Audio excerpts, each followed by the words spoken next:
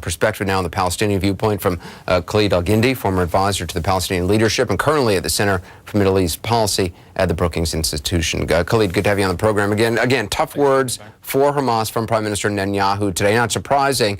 Does that kind of talk, does it make the prospects for peace, given negotiations are still going on in Cairo, all the more difficult?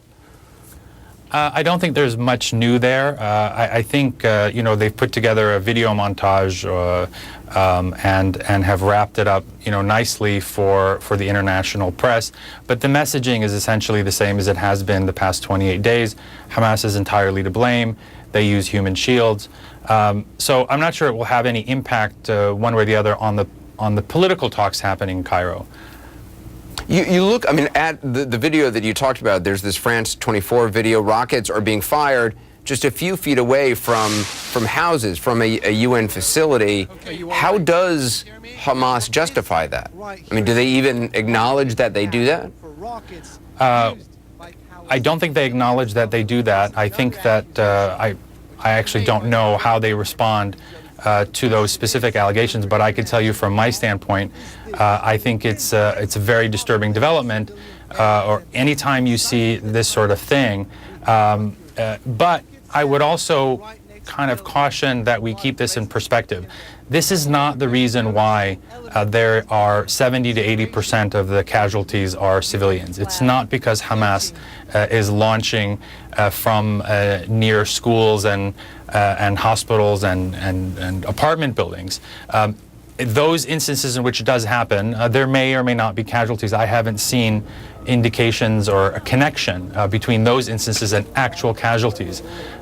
Some of the schools, for example, that were highlighted in previous instances were actually empty and not in use.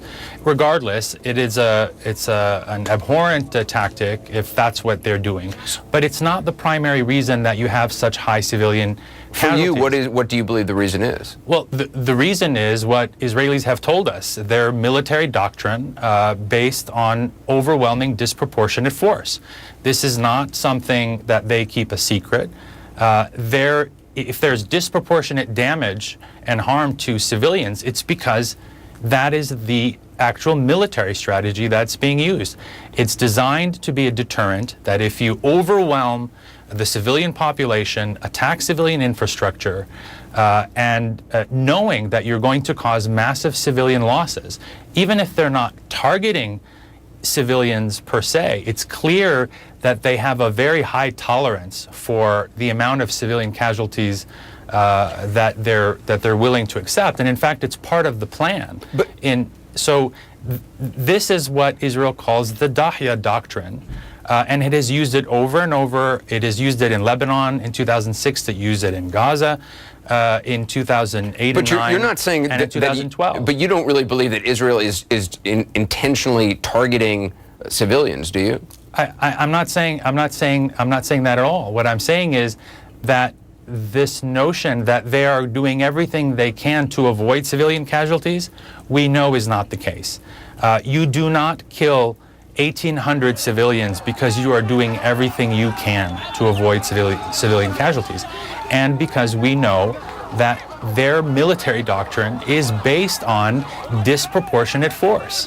But if they wanted, I mean, if they were intentionally trying to kill civilians, they could kill a lot more civilians than than the number that is involved. I mean, you don't believe that there's any credence to the idea of, look, this is a densely populated area. This is urban combat, which is inherently difficult, and you're fighting, in this case, Israel is fighting an enemy which, you know, does fire rockets from empty lots that are nearby buildings, that has booby traps in homes.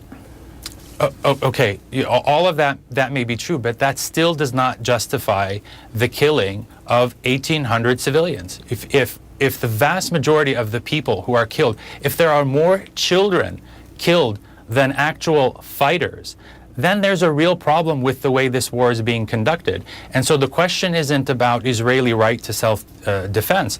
Of course Israel has a right to self-defense. It's a question of proportionality. but proportionality, and proportionality is in fact a basic tenet of international law. So when you intentionally use disproportionate force, you know that you are going to cause disproportionate harm. And so that is, I think, a violation of international law.